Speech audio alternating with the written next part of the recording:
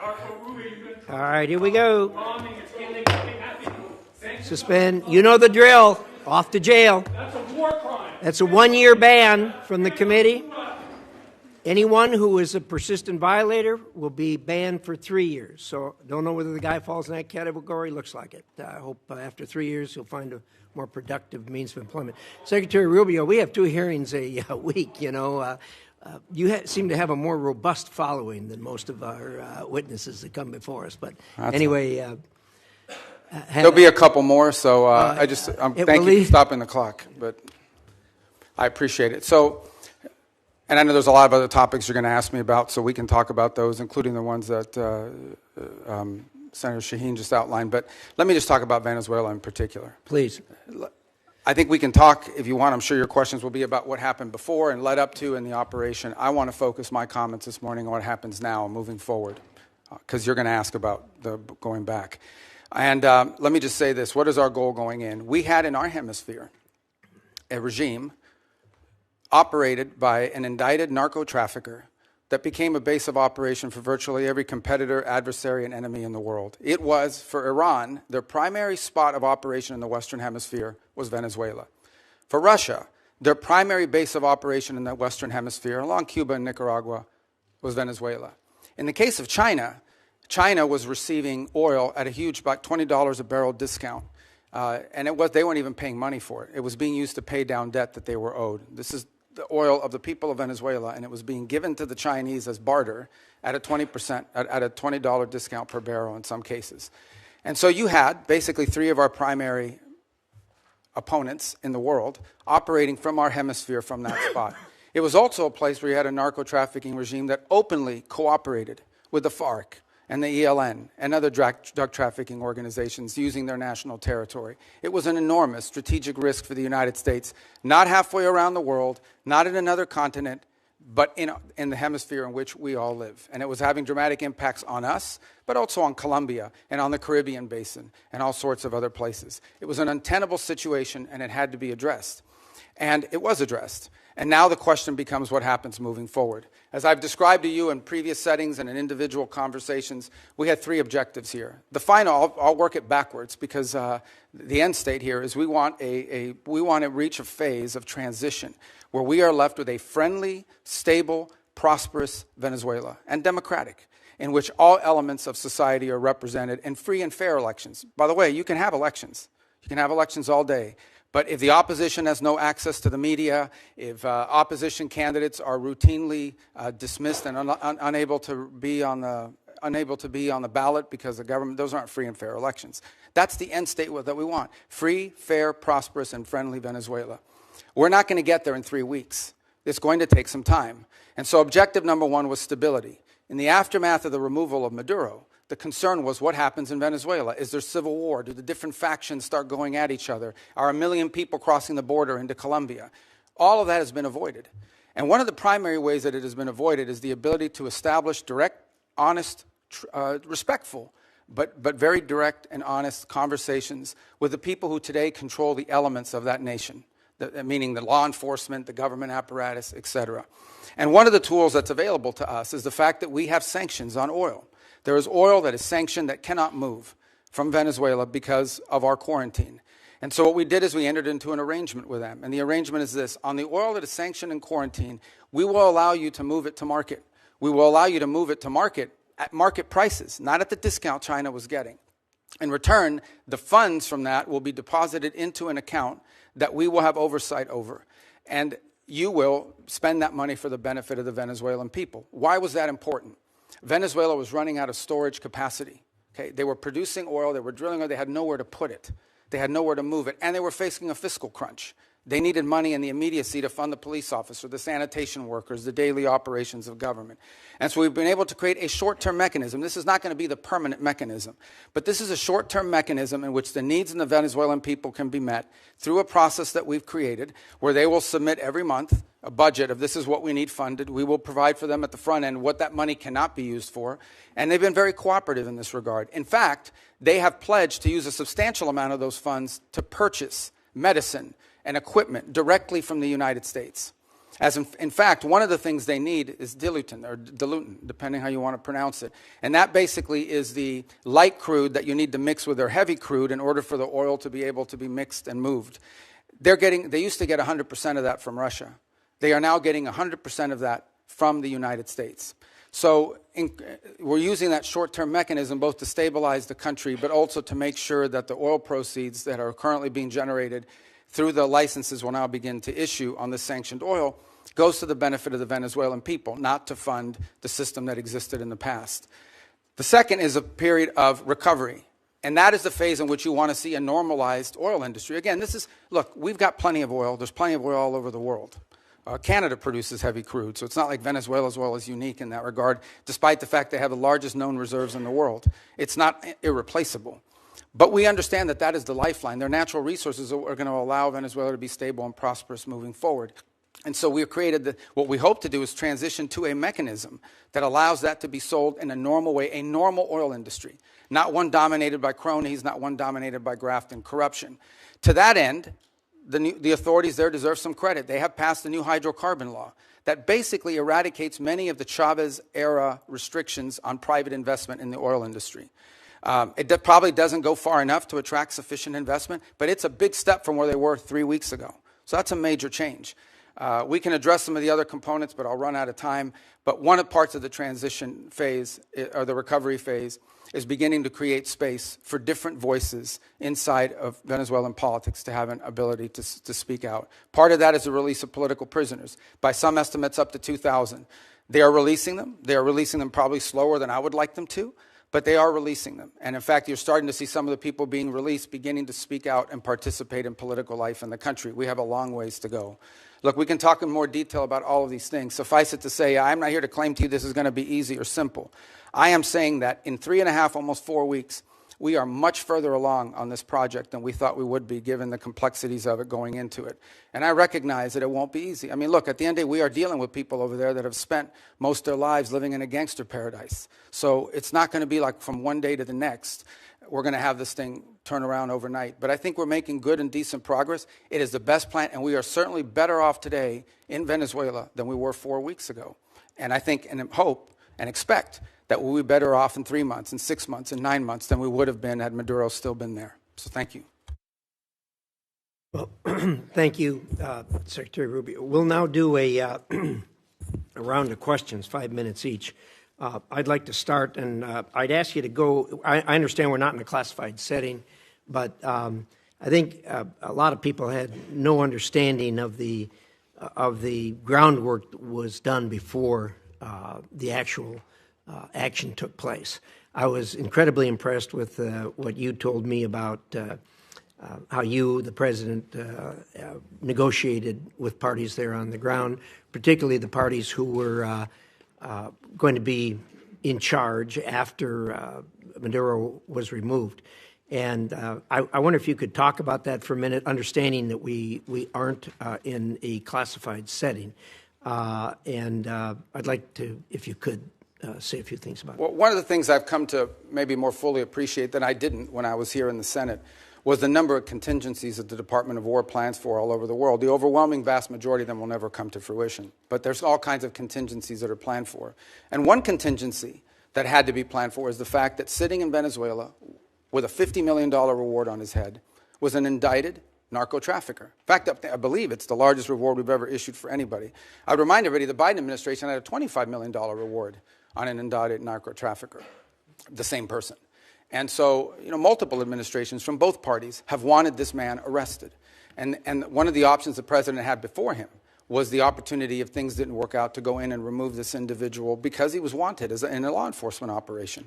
Now, obviously, a law enforcement operation against the de facto head of a regime is not as simple as going after some fugitive hiding in a closet somewhere. It required planning, and it required eliminating anything that was a threat to the forces that were going in to extract him. I want to be clear, and I'll share with you what I've shared publicly. We made multiple attempts to get Maduro to leave voluntarily and to avoid all of this because we understood that he was an impediment to progress. You couldn't make a deal with this guy. Okay? This guy has made multiple deals. He's broken every one of them. As a point of example, he made a deal with the Biden administration, and here was the deal that he made. It was a bad deal. We knew he wouldn't keep it. He made the following deal. pardon my nephews, his nephews, who are convicted narco-traffickers, convicted already and serving time in jail, pardon them, pardon and release Alex Saab, who was his money man, his bag man, primarily in charge of the portfolio with Iran. Release these people.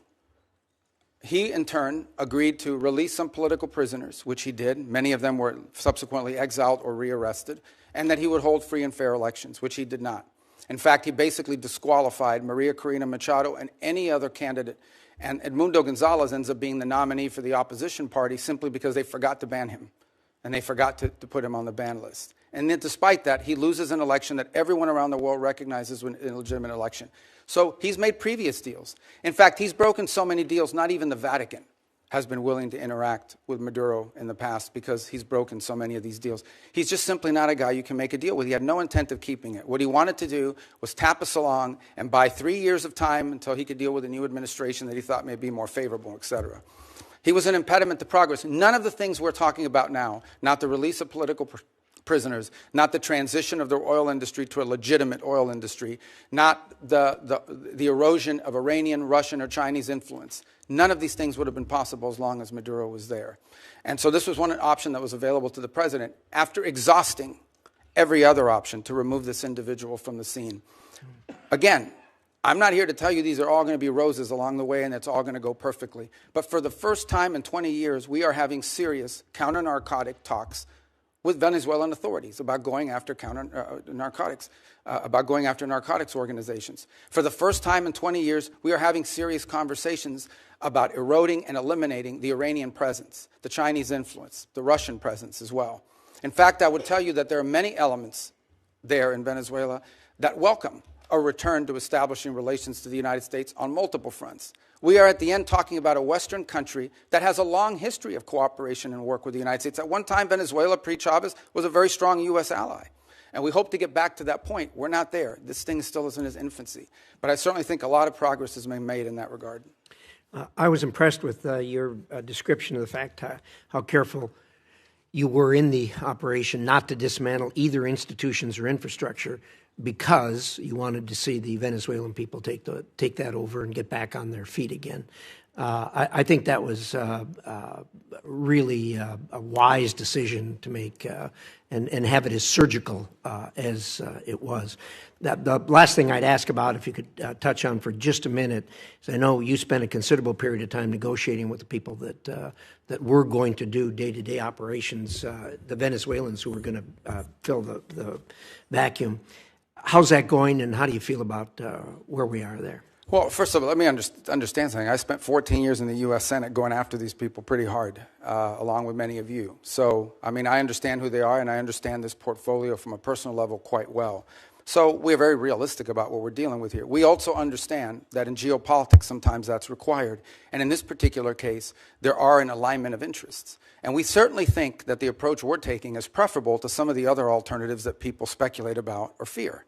And I would say at this point, I do have to characterize, again, being realistic, clear-eyed, and understanding that there will be impediments and unexpected events along the way. What we have found so far is cooperation, respect, dialogue, and it's not just me. As has been reported in the media, Director Ratcliffe traveled to Caracas and met with leaders there and discussed important items of potential cooperation. I've also discussed, and I think I've alerted some of you, that we have Laura Dogue, who was our ambassador to Nicaragua in the past and to Honduras, will be taking over the Venezuelan Affairs unit, first in Bogota, but ultimately in Caracas. We've had a team on the ground already there. We already had 70 locally employed that sort of maintain that facility, but we have a team on the ground there assessing it, and we think very quickly we'll be able to open a U.S. diplomatic presence on the ground, which will allow us to have real-time information and interact, by the way, not just with officials in the regime and with the interim authorities, but also interact with members of civil society, the opposition. We think we're going to be much further along when we get them along the way. They've been very cooperative on that front. Obviously, there's some hard asks along the way. We'll see what the response is to those. But whether it's General Kane with his counterpart, or Director Ratcliffe, or myself with Delcy Rodriguez, we've established what I think so far has been a very respectful and productive line of communication as we go through this stabilization phase and towards the recovery phase. But there's a lot of work to be done here. And we ultimately are going to judge actions, not words. And that's what we're hoping to work towards. Well done, Senator Shaheen. Thank you. I'm pleased that we are looking at a diplomatic presence in Venezuela in the near future. I think that's very important. But the DEA has reportedly identified Delcy Rodriguez as a significant actor in the drug trade. Do you agree with that? And if you do, how are we to assure the American people that the money that's going to Venezuela is not going to any of the cartels or drug running? Yeah, and well, first of all, on the first point, I would say she's not indicted the way Maduro and his wife were.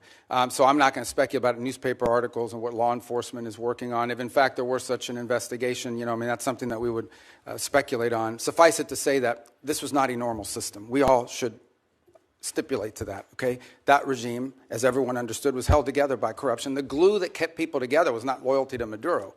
It was the fact that these 5 guys had 5 separate oil fields that were assigned to them. These people had drug routes. I understand that. So that's going to be I'm not defending the regime. In fact, I'm concerned that we haven't really changed the regime enough, and that America's dollars are still going to drug runners and to significant organizations who we don't want to have benefit from the funding that we're selling now of oil and providing to the Venezuelan government. Look, I acknowledge that we are dealing with, I told you, with individuals that have been involved in things that in our system would not be acceptable, would not be acceptable to us in the long term. By no means is our policy to leave in place something permanent that's as corrupt as you've described.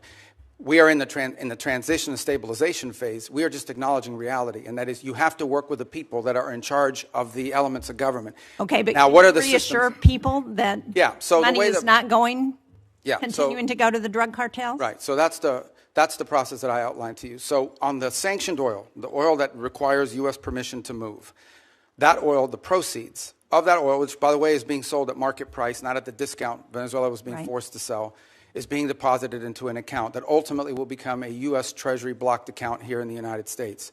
They will submit, we will, at the front end, say this is what this money can be spent on these things. We will submit to them. They will submit to us a budget request. We want to use this money for these things, and part of the proceeds will go to fund a audit process to make sure that that's how the money is being spent. So and that's how we intend to handle those funds in the short term. There's an actual audit process that's been set up. Who is it will be set up, and we have a couple options. One option is the XM Bank. They have expertise as bankers and being able to do some of that option. There may be some others in place. We haven't finalized what that audit process would be. We've only made one payment, and that payment we did, and retrospectively will be audited. But it was important we made that payment because they had to meet payroll. They had to keep sanitation workers, police officers, government workers on staff. It was a $300 million payment. Right. So it's been reported that the oil sold for $500 million, that $300 million went to Venezuelan government. What happened to the other $200 million? It's still sitting in the account, is my understanding at this time. The account in Qatar? Well, the account, yes, but that will ultimately be that's a short-term account. Ultimately, it will be a U.S. Treasury blocked account in the United States. And will it also be audited? Correct. Well, the audit will be on the expenditures. At the front end, we'll tell them this is what the money can be spent on. Again, I'm not talking about all the other revenues the Venezuelan government may have. We're talking about the revenues from the sanctioned oil. At the front end, we will say this is what the allowable expenses are. And then they will agree to fund, as part of the overall cost, they will pay for and fund an audit system acceptable to us to ensure that that's how the money was spent. And can you report to this committee once that audit system is set up? Oh, absolutely, yeah. I'd like to change the topic in my short time that I have left, because when you were a member of this committee, you authored legislation to prevent President Trump from unilaterally leaving NATO, you and Senator Kaine. Do you still believe that the U.S. benefits from NATO? We do. I mean, but NATO needs to be reimagined as well in terms of the obligations. And this is not new to this president. Multiple presidents have complained about it. I agree. I think this president just complains about it louder than other presidents. Well, I'm just trying to be get a clear answer on where this administration stands relative to NATO, because it's been a very fuzzy message over the last year. And do you agree that we're stronger in confronting China when we do so with like-minded partners, and that China is still the number one threat that we face in the United States. Yeah, but our like-minded partners have to have capability, and that's been part of the problem, is the erosion in European defense capabilities, because they've taken vast amount of the monies. These are rich countries, and because of the NATO umbrella, it gave them the flexibility to spend a tremendous amount of their revenues on social programs and not on defense. Now, maybe that trend line will begin to change. Well, it's already begun to change, frankly, and thanks. And I think the president deserves credit for that, for the fact that there is now a commitment for 5% of GDP to be spent on defense. But part of that strength also comes not just from having the mechanism, the military might, but it also comes from the unity with our allies. And to the extent to which that unity is undermined, like the talk about Greenland and antagonizing Denmark, then it undermines NATO's ability. And the only people who are excited about that are Vladimir Putin and President Xi. Yeah, well, I would say that I think our alliances in NATO ultimately are something that's going to work out. Our partners understand the importance of the U.S. presence in NATO. Without the U.S., there is no NATO. And we understand that in order for NATO to be stronger, our partners need to be stronger. And one of the things we've explained to our allies in NATO is the United States is not simply focused on Europe. We also have defense needs in the Western Hemisphere. We have defense needs in the Indo-Pacific. And it will require us. We may be the richest country in the world, but we don't have unlimited resources. And as we reassign exactly why we want to have allies and partners to help us as we're looking at conflicts around the world. And when we antagonize our allies and partners, and when we send Canada to do a trade deal with China instead of coming to New Hampshire or the United States, it weakens our ability to confront our adversaries. Yeah, but our allies have to be two things. They have to be willing to step up, but they also have to be capable of stepping up.